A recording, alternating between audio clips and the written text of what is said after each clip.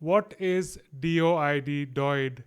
How is it different from ENS domains, and why is it important in the art and NFT space? Let's find out.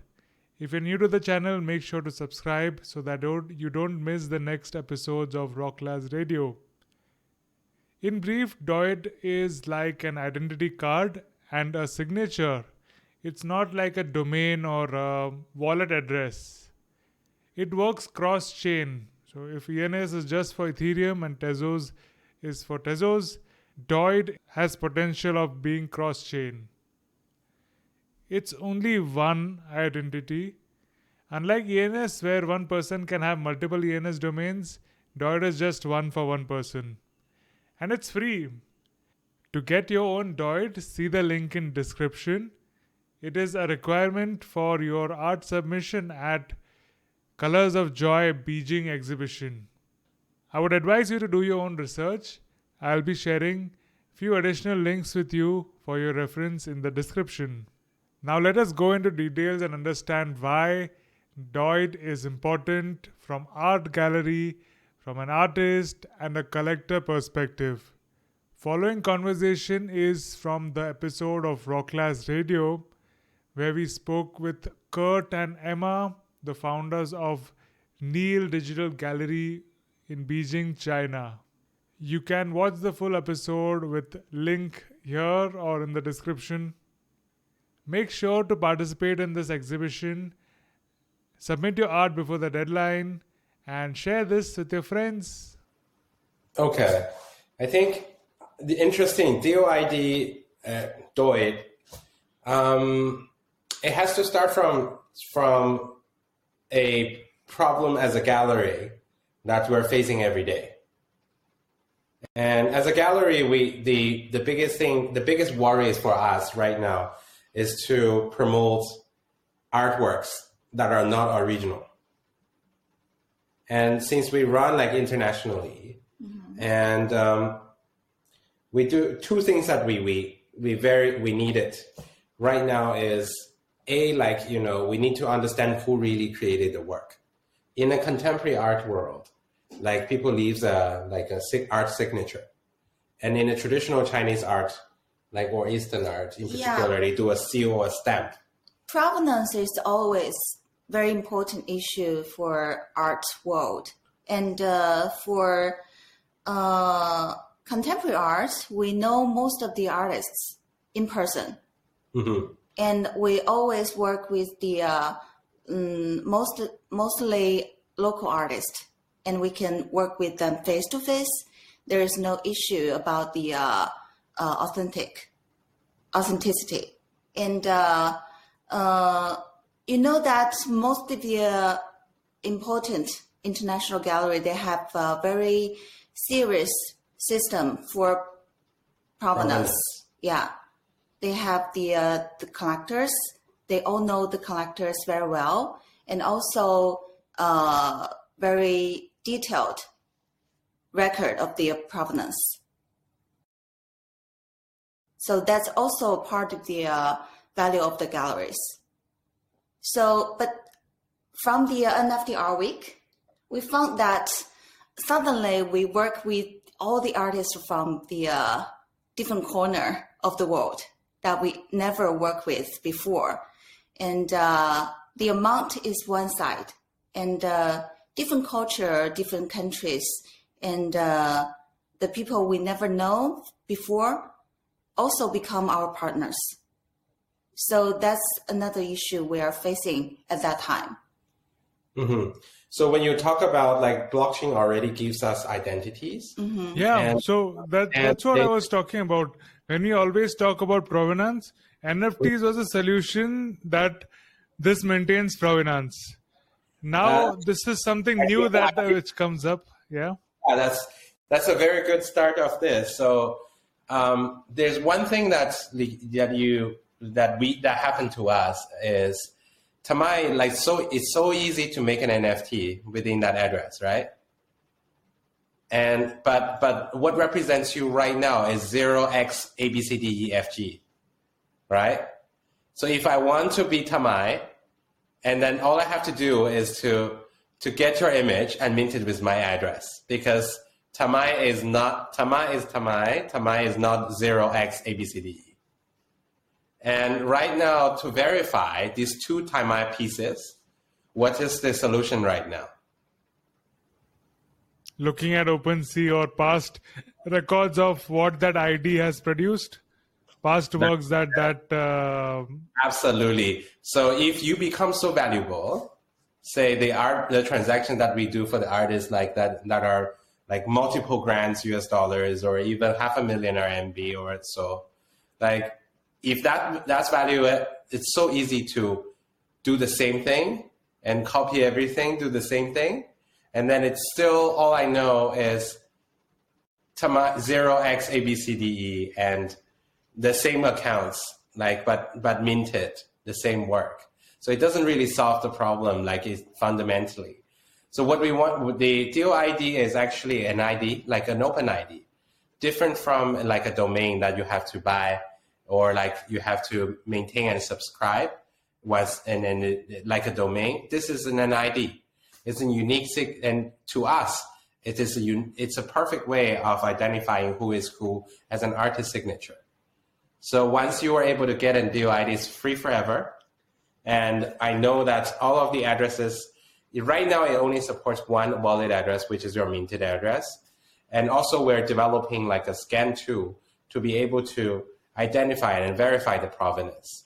So say, Tanmay, if you can get a free DOID as your artist signature, and then later, and automatically for all the pieces that you have created, it became Tanmay.DOID as your signature attached to that. If there is other like same artwork or similar artwork that claim to be created by you and it doesn't have a signature, then it's questionable.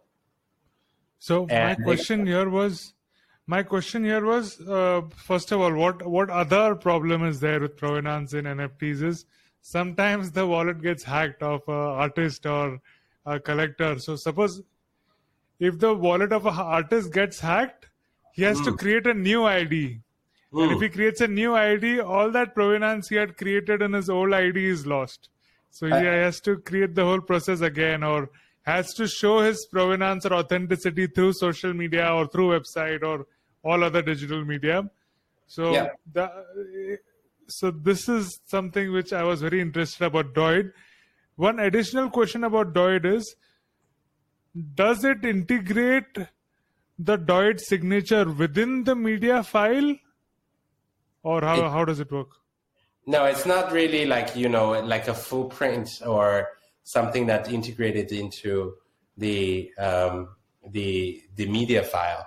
It is just a NFT. It is an ID that you hold that came with everything that once you have a DOID with you, any artwork previously being minted by it, or like later on being minted by that, would all like have the information attached to that in the wallet, and so it doesn't have to.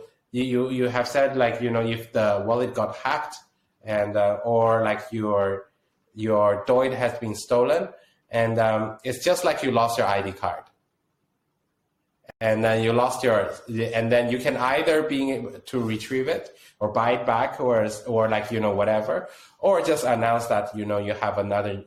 It's very common for an artist to have multiple signatures. Mm-hmm. And for example, in China, the famous artists, they have different collections. So one particular collections they would like to sign with a signature, and with other like edition works, there will be another signatures.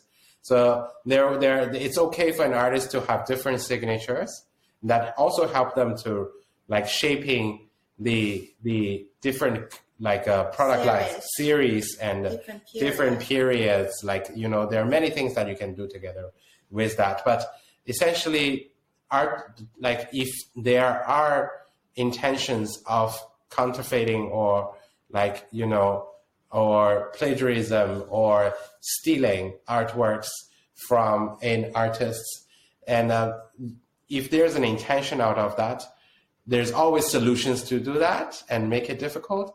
And with DOID, is not a solution that stopped everything from happening, but making faking and thieving difficult enough for you to do that. In order to do that, you have to have higher cost into that.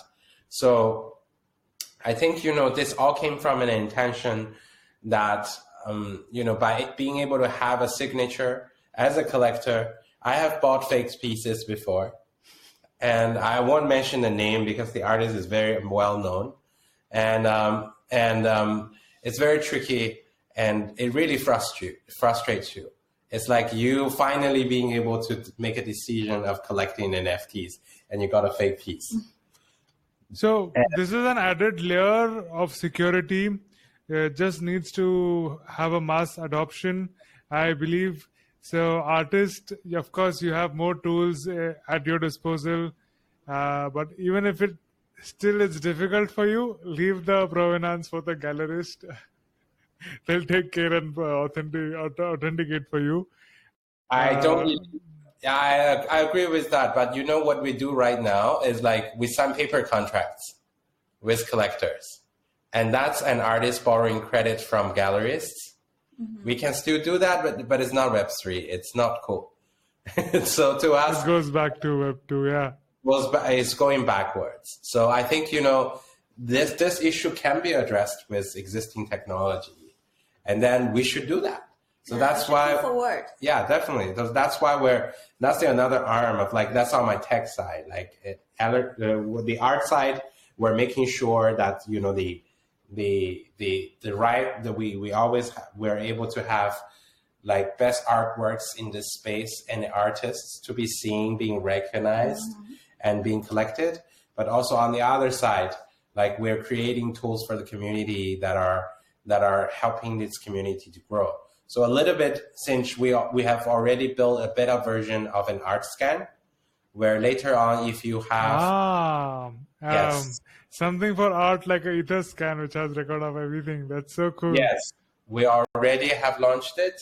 So Tanmay, if you have your DOID, you can go to this art scan app and then put in tanmay.doid, and all of the artwork that you have created on under this signature will all show up as a proof of evidence and authenticity.